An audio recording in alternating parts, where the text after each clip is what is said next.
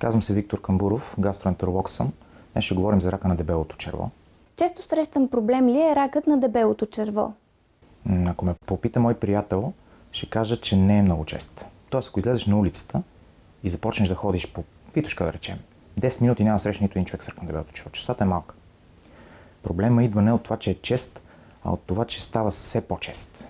Значи, ако си ми приятел, няма да го срещнеш, но ако си ми колега и ме попиташ често ли го срещаш, ще кажа да, всеки ден почти се среща някой, ако не с рак, то с предтечите на рак. Така че проблема по две причини става особено важен в днешно време. Първо, той окупира все по-голяма и по-голяма територия в заболеваемостта ни. И второ, което е по-важното, може би, той се подмладява. В смисъл, че все по-млади и по-активни хора биват засегнати от това заболяване. Доктор Камбуров, а какво го предизвиква? Това е въпрос за $1 милион. Че отговор е дълъг. Отговор няма. Имаме група познати фактори, които разчитаме, че го предизвикват и се надяваме, ако може, като ги ограничаваме, да го намалим. Разделяме за удобство факторите на две групи.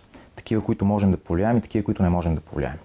Сред тези, които вярваме, че можем да повлияем, това са факторите на околната среда. Това, с което се храним, начинът, по който живеем. А това, което не можем да повлияем, е нашата наследственост. Това, което ни е писано. Какви са симптомите?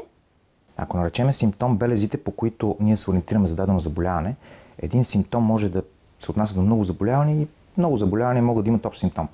При рака на дебелото черво, може би най-важния, това са кръвоизливите. Ако човек забележи кръв при ходене по голяма нужда, това ни насочва към рак на дебелото черво.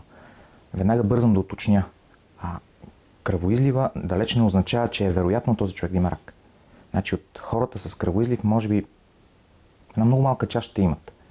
Но почти всички от тези, които имат рак на лявата част на дебелото черво, в един момент се проявяват с кръвоизлив. Тоест, ако ние забележим такъв симптом, е много важно да се обърнем към лекар. Как се диагностицира заболяването?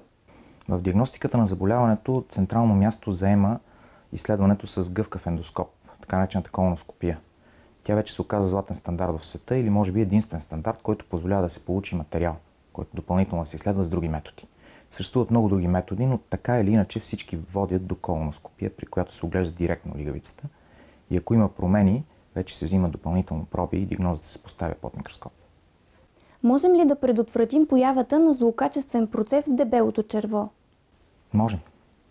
И това е шанса, за разлика от други тумори, какъвто например панкреаса. При рака на дебелото черво късмета ни или шанса ни е в това, че има предракови състояния, които се развиват много дълго време. И ако се върнем към примера с улицата, вие няма да срещнете много хора с рак, но ще срещнете много хора с полипи на дебелото черво в различен степен на развитие по пътя си към рак. И в това е един от нашите шансове, когато хванем на време или по-рано, преди те да са се превърнали в рак, тогава на практика лекуваме дефинитивно заболяването.